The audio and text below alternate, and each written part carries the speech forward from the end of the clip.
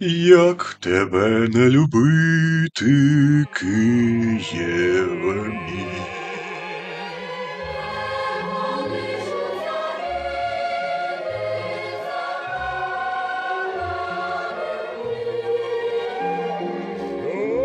Як тебе не любити, Києве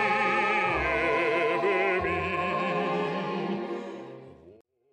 Сьогодні дізнався, що вчора було 100 років з дня народження Дмитра Гнатюка.